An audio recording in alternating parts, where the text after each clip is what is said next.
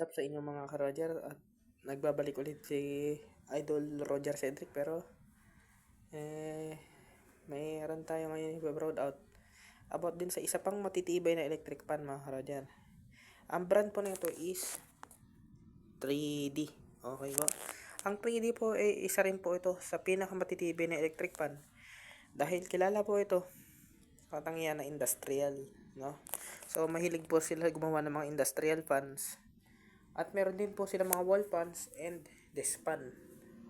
At meron din po sila kadalasan po talaga hilig nila po yung mga bakal ganito. Ito pong mahihilig po yung 3D kasi lagi ko pong na-encounter ng 3D. Kaya alam ko po yan, lagi pong hilig ng 3D is bakal, no? So ayos yan kasi, pero yun nga lang sa ground, yun lang ang problema. Pero di naman basta-basta mag-ground yan kung maingat ka sa gamit, di ba? So ang gandahan na ito, yung EDC niya is makunat. Pati ito talaga, ang totoo talaga mga ka-Roger, sabi nga daw nila, ang industrial daw, yung malakas kuryente. Actually, hindi po totoo yan. Dahil ang industrial po, kaya po ang lumalakas po dyan sa kuryente, yung mga gumagamit po ng heater. Ano? Yung mga gumagamit po ng heater, heating element, and yung mga gumagamit po ng, alam nyo po yun, mga gumagamit po ng, mga, alam nyo po yun, o microwave, oven, yan po malalakas kumain ng kuryente. Pero pag sa mga electric pan, industrial man yan o parang ganito lang, di po yan basta-basta na di po talaga malakas kumain ng kuryente. Okay po, dahil ang totoo po talaga niyan ang mga ganito po talaga hindi naman po malakas to. Kahit nga ako na-tester ko na yan hindi naman talaga malakas. Lumalakas lamang po yan dahil mayroon pa pong ibang heating element tulad ng heater, electric kettle, microwave, oven. Yan po ang malalakas kumain. Tapos yung bago ngayon yung air fryer, yan yung malalakas kumain. Pero yung mga ganito hindi po yan. Yan po basta-basta yan. Baka 200, 150 o ano lang yung pera nyo dyan po din na anuhin. Pero pag may kettle, minsan 400, 500. O yan, mga yan ang mga pag may kettle. Pero pag ganito lang yan, mga 150 lang yung kuryente mo dito. Tapos, ito po yung 3D. Ang ginawa ko po dito, dati po tong wall pan. Yan o. Ito pa po yung dati niyang kaha. Wall pan po talaga ang type nito. Yan o. Makikita nyo naman po. Makikita nyo. Yan o. Wall pan po talaga to. Ang ginawa ko, nag-convert ako. Bumili pa talaga ako, maabol pa talaga ako sa junk shop para mabili lang to Pero dapat nga ay didispatch na rin tong kaha na to. Ito. Yung bakal na to. Inahabol ko pa talaga sa junk shop para makabili lang ng itong kaha na to dahil mahirap nga makabili. Lalo pag sapalaran ka talaga ng junk shop madalas sold out dahil nga binibenta na nila yan Dahil kasabay ito ng mga tanso binibenta pala. So ngayon, ang 3D na to mga ka-Roger, ang istorya po nito binigay na po sa akin. At ang problema nito nung una, basag po ang spacer, tapos yung bushing. Pinalitan ko po nung bushing ng ng washing machine na LG, old model. So awa naman po ng Diyos, okay naman po. So dati po wala din tong pinyon, tulad nung sa National, nung una ko pong kwento sa inyo. Ginawa ko, buti na lang may pinyon pa ako sa toolbox, kaya pero yung sa National binili ko po talaga yan kasi nga wala po akong talagang wala talagang stock ngayon na ganyan. So ngayon yan. Ito, buti na lang may natira pa. Ito na yung pinakapanghuli kong pinyon Ito kung hindi ako nagkakamali, galing po ito sa Union. Itong pinyon na to. Buti nga tugman-tugma sa kanya sa butas. Tugman-tugma. So ito po industrial at bakal po yung EDC. Hindi po totoong malakas sa kuryente to.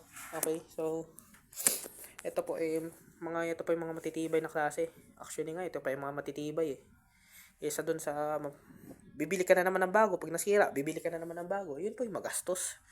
Kasi kada bibili ka ng bago Pag ito ang matagalan kuryente lang babayaran mo. Pati kung kuryente man yan hindi ka naman abutin ng diyan libo-libo Abutin ka lang ng 200 to diyan, mahal ba yun? Opo, para sa atin mahal dahil pambigas na yun, pero kung sa bayad naman at papasarap naman ang ating tulog, ba't nyo pa di ba?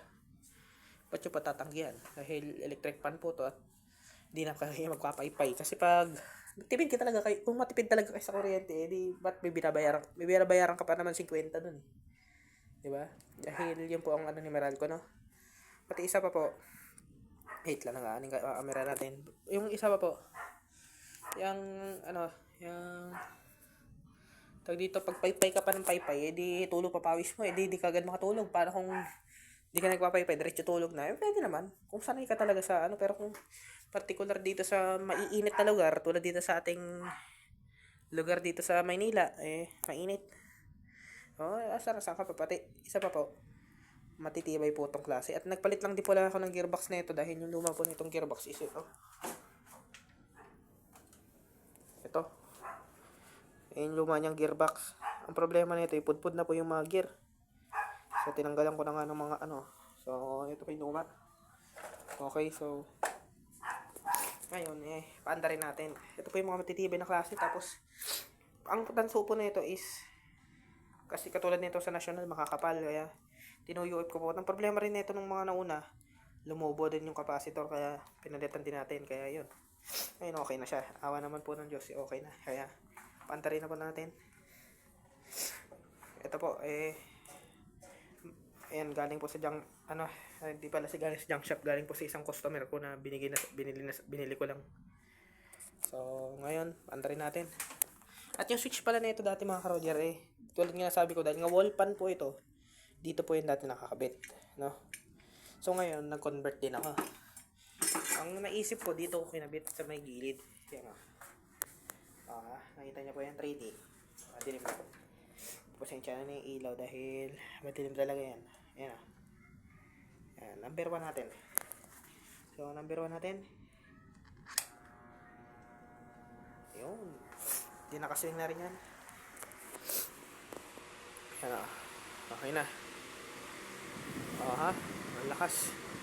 Malakas. Malakas siya. Malakas. Diba? So, tinangay na yung ating mga plastic. Wait lang po. So, may tinangay na plastic kanina. So, kinuha ko lang po. So, yan. Ayan po yung lakas. Sobrang lakas nga na. Isang electric fan dito hindi naman nakasaksak. Napapaikot Kaya, sobrang lakas talaga na Yan, number 1 pa lang po yan Ay, wait lang. Wala kasi tayong flashlight. Pero, try ko nang i-focus. Tingnan natin kung ma-focus natin. Yan number 1 lang po yan Ayun number 1 Number 1. So, ngayon ito number 2 natin. So, number 2 natin. Lakas. Diba? Number 2.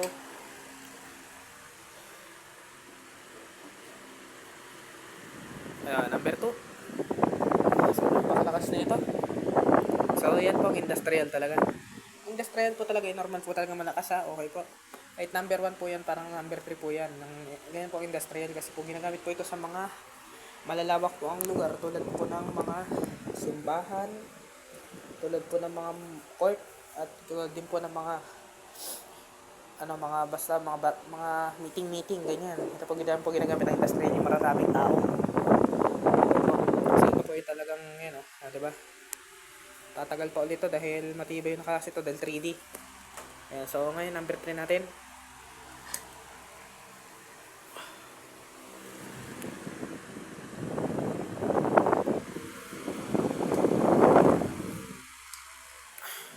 Ayan, number 3. Ayun, makakagupit na. Sobrang lakas. Makakagupit na. Pati yung pintuan doon makakagupit yan. Yung tawalya nga nadadali rin parang may bagyo na dito Pero ayan, ganyan po kalakas yung industrial no? So ngayon okay po yan at talaga napakaganda po niyan dahil 3D. So sabi rin nila mga kalawangin na hapon na raw, pero sige sa inyo po yan, pero para po sa amin maganda po yan, maganda po ang mga kalawangin na luma na para po sa amin dahil talagang yan po ang the best So, ngayon okay po to. So, salamat po ulit sa aking pag-attend sa aking video. And thank you po ulit. At lagi po nag-iiwan sa inyo ng ingat po tayo at God bless po sa atin. And maraming salamat and thank you. So, bye-bye.